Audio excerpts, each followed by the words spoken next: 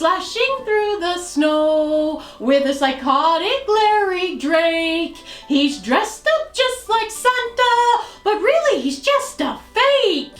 Hack, hack, hack, slash, slash, slash, here over the crypty we go. Here's a Tales from the Crypt episode that's all full of hacky, slashy, good holiday cheer. Oh, hello, boos and ghouls out there in YouTube land. This is Jen, and you guys caught me. I was just jumping on an early holiday spirit. The spirit of Tales from the Crypt put me in a wonderful mood tonight. So if you guys want to hear a very festive Tales from the Crypt called All Through the House and my thoughts, well then, stick around. Deck the halls with parts of Charlie, fa la la la la la la. Ho ho ho, la la la. So, this episode of Tales from the Crypt is one that I hear a lot of people say is one of their personal favorites, and I see it appear on a lot of best lists, and I can understand why. What is it about deranged Santa Clauses and Christmas and horror that just mix so beautifully together, guys? I mean, there's just nothing better than fresh, crisp snow falling softly on the ground and a bloody Santa wielding an axe that's going to hack his way through the holiday season. There is something to be appreciative of that. And I think the reason why, my own personal theory as to why the crazed Santa Claus trope and Christmas go so well is because while the holidays can be a very magical time, particularly if you have children, because you can kind of see the magic through their young innocent eyes, let's face it, if you're an adult, it also can be a very stressful time. You're trying to find enough money to get everybody nice presents, holiday bills comes in, sometimes you realize you're at a point in your life you didn't think you would be at, and it's just not turning out the way you thought it was when you were a kid. And a lot of murders happen around the holidays. It's a beautiful time, but it's a very stressful time. And I personally think that that's why we need these kind of holiday horrors to kind of keep some of us sane, because not all of us grew up with a Norman Rockwell kind of Christmas. So they gave us these kind of things to help us relate. And this particular Tales from the Crypt episode, I think, fits the bill very well. This episode was directed by Robert Zemeckis, who was one of the producers on this show. And we mostly, when you say Robert Zemeckis, what most people are going to immediately go to is Back to the Future. But you know what? He's not completely unfamiliar with horror, guys. He also did alongside the Tales from the Crypt, he also did a favorite movie of mine and a lot of the horror communities. He did Death Becomes Her, which is a very macabre tale and very heavily on special effects, but very gory special effects. And he mixes a good amount of gore and humor, and he kind of does the same thing in this earlier incarnation of Tales from the Crypt.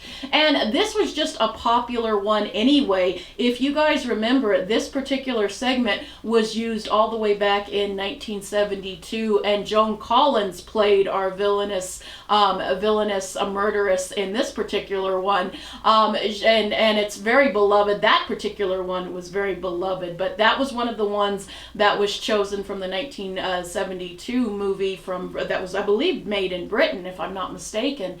And it's a really fun one too. But I actually, as much fun as I have with Joan Collins, I think I prefer this particular one a little bit more. And our like I said, our murderess in this particular episode is Mary Elaine Trainor, and she was a character actress. And funny thing is, if you look down through her filmography, you'll notice she sure did appear in a lot of Robert Zemeckis' films. Not really big parts, but she's there in a lot of them. And one thing I didn't know till doing research for this particular episode was she was married married to Robert Zemeckis for quite a long time.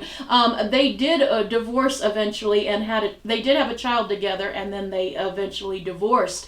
And she was a really great character actress. You might not know her name, but you've definitely seen her in things such as the Die Hard or the Lethal Weapon series. I always remembered her from this particular Tales from the Crypt because she is so good, and she was a great scream queen in this particular one. I mean, this woman screamed her head off, and she did it beautifully. And she also brought this kind of, no, I'm not going to say campy, but borderline campiness to the thing. There was a little bit of a wink, and I loved the way she portrays this character. And she probably, I mean, she's gonna the whole episode is her murdering her husband and then getting caught in the crosshairs of a crazy escaped Santa. But she does it so beautifully, and there's so many little dark humor in this particular episode, and she just carries it very well. Now, in fairness to Mary Elaine Trainor, she has some help from the incomparable Larry Drake, who plays our deranged Santa.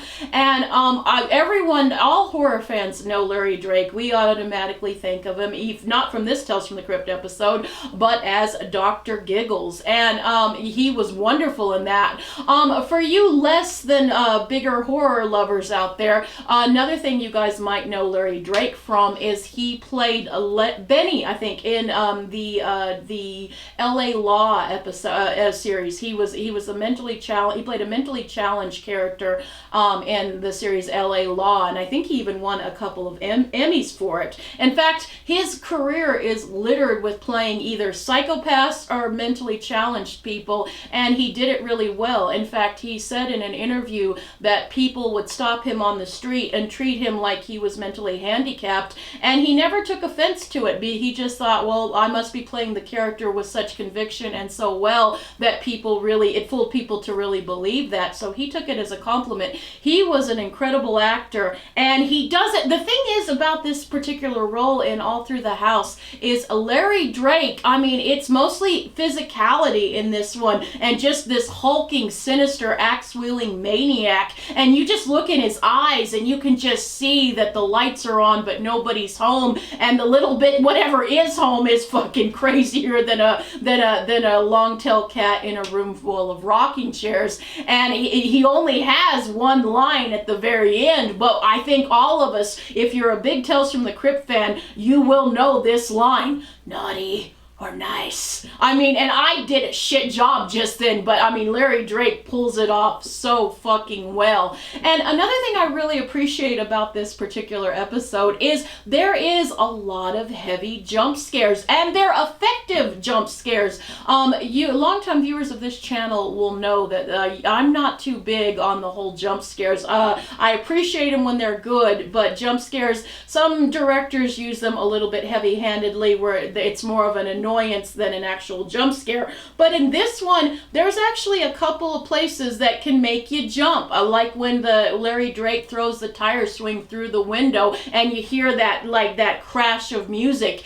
It's very effective. And also when Mary Elaine's Trainor's husband kind of comes back to consciousness after she thought she'd kill him, and he grabs her neck and she's just like, ah! And I love what she says when she finally kills him for the second time, and she goes, now you're dead. And I love also in this particular episode, like I said, she's probably not the nicest woman. I mean, she's murdering her husband, but the little bit of time we get with her husband, who was played by Marshall Bell, who again is another really good character actor where you might not know his name, but you will know his face. I think a lot of us will know him for his portrayal as the father in Stand By Me, as the very cold, standoffish father in Stand By Me.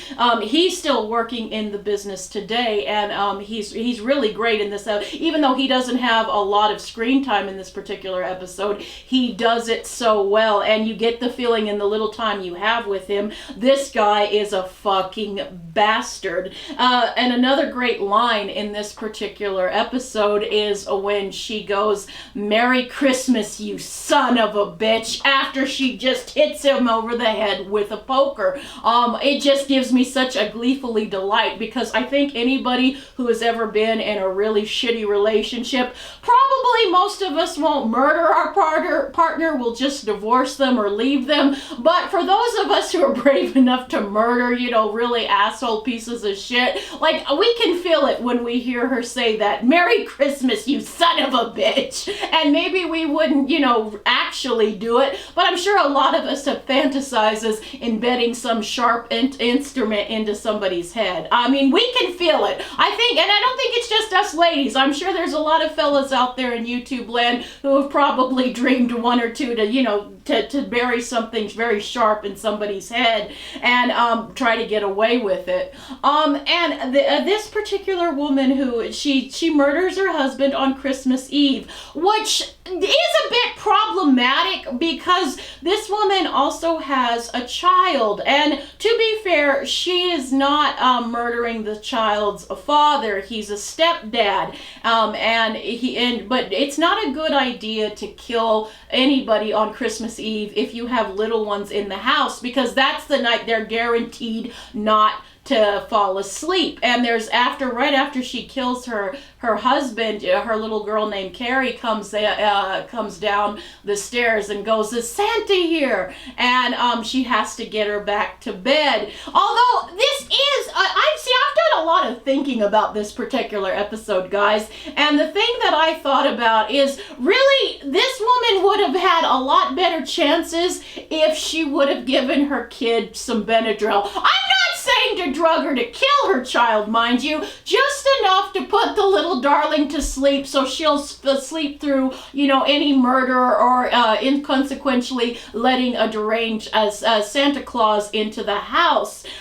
So, like, a lot of this woman's problems, if she would have thought it through and made a better plan, that and Benadryl could have probably given a better outcome to this woman we're following in this particular Tales from the Crypt episode. I thought of that. I thought Benadryl is the key to this episode. Benadryl comes on stronger. But this episode is just fantastic, and I can see why so many people really love it. It just is drenched in Christmas atmosphere. We open the episode with a rendition of Nat King Cole, and you see the snow just falling gently on the ground, and it's already covered the whole ground, and you see a big roaring fire and presents, and just all the stuff we see at Christmas, and it gives you a really cozy feeling up to the part where she buries a fire poker in her husband's head. And the other problem I have, besides the fact she didn't think ahead to drug her daughter with Benadryl, the other problem I have with this woman is she shouldn't have left a message on her lover's answering machine. Even back in the late 80s, I don't think it was a good idea to leave a message. And she doesn't come right out and say she killed her husband, but she says, "Everything's ours, darling. The money, the estate, everything." And then she goes, "Merry Christmas." And she's leaving it on a machine of a man who goes, "This is the Vic Monster. I'm out partying right now, but if you leave your name and your measurements, I'll get back to you." And any asshole who has a message like that is going to be a douchebag and is going to cross you over. I also like the little throwaway line where she says, "Darling, I know you told me not to call you, but I just had to tell you."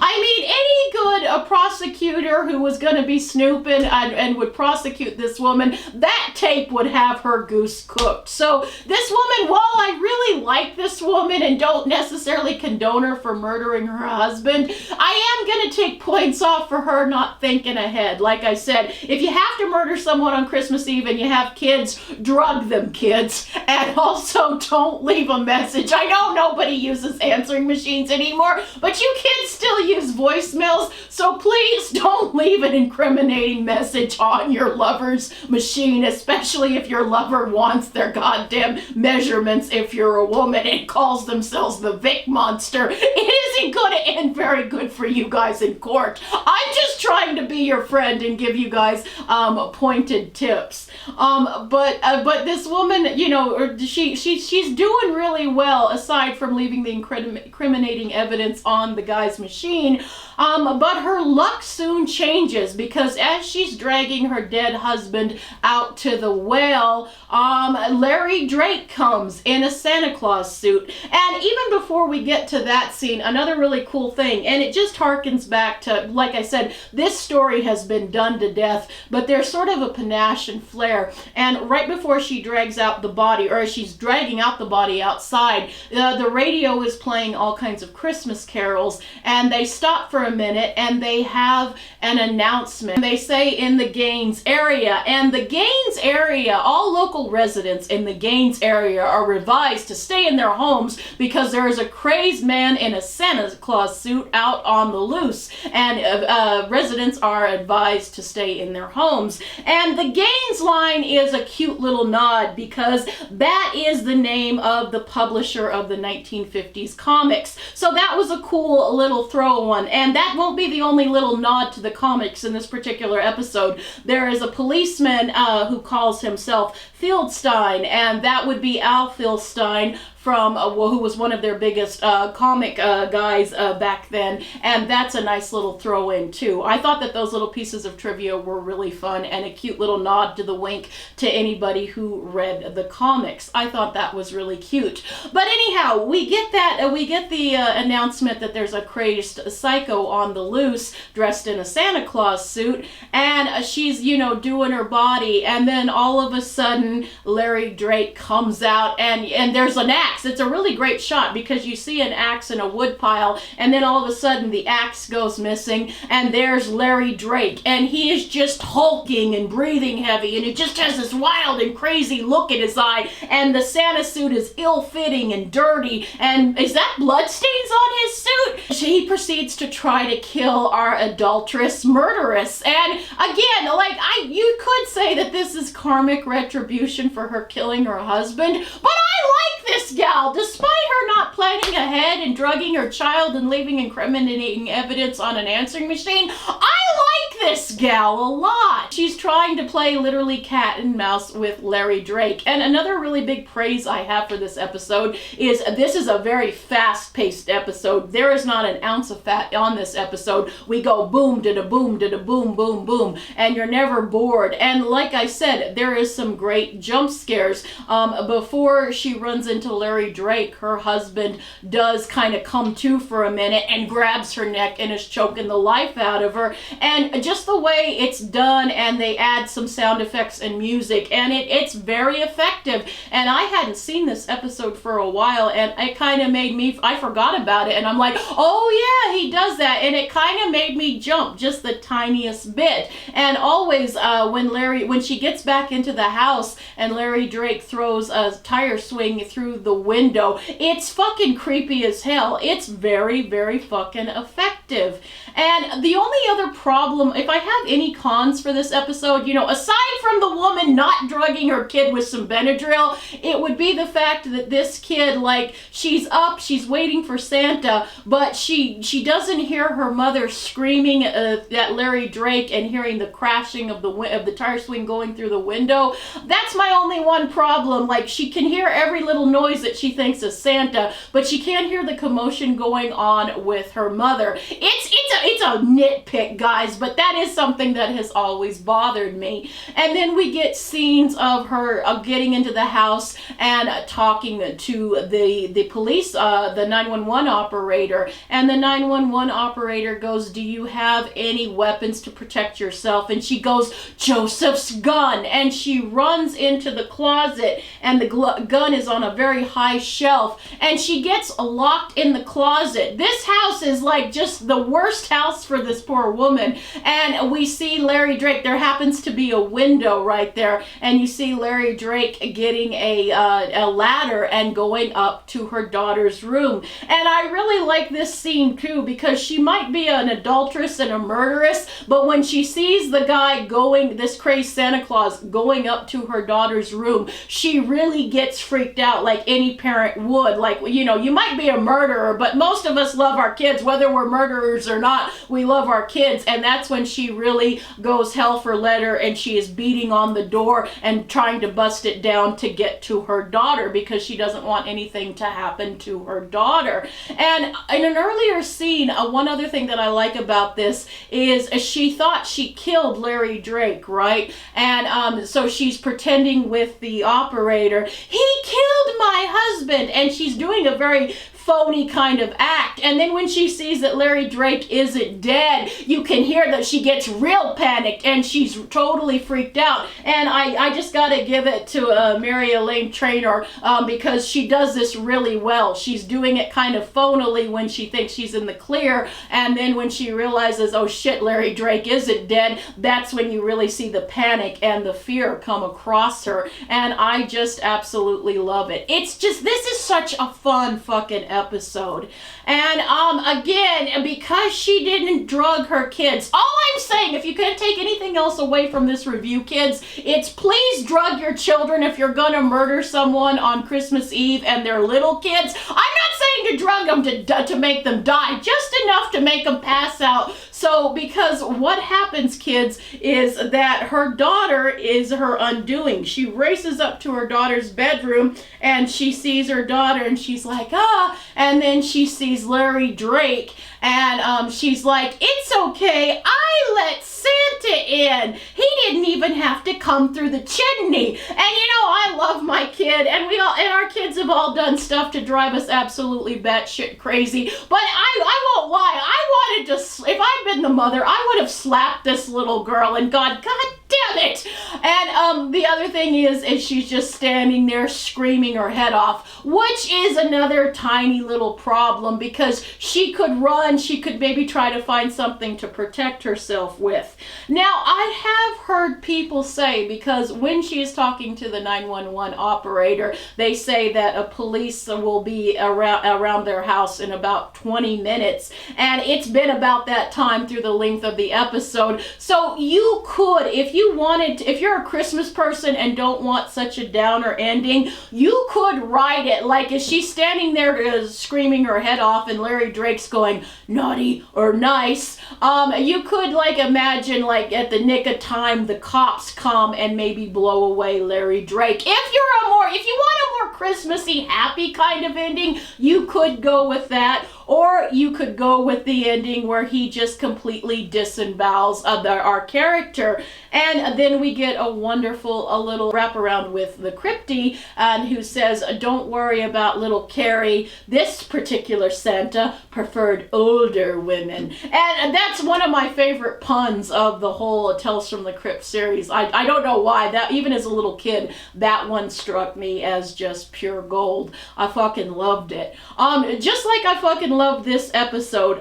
It's not, I don't know if it would crack my top 10 for my favorite top 10 Tales from the Crypt episodes, but I think it would definitely make an honorable mention. And mostly that is because it's an episode that I usually try to watch around Christmas time if I can. I don't watch it every year, but I do try to watch it around the holidays, and it just adds a little bit more fun. If you're like someone who likes to watch holiday horror during the Christmas season, this is something that I would say would be a standard one to watch every year. There's a lot of episodes from anthology shows that have some really great Christmas episodes, but this one stands out really well for me, and it's this wonderful cast. And one of the things about this cast is they're all pretty much character actors. I guess you could say Larry Drake, for us horror people, was probably the biggest, although back then he was just kind of getting his start. But it's pretty much just character actors, but they do really well. And my hat's off to Robert Zemeckis for casting his wife, because she really brings,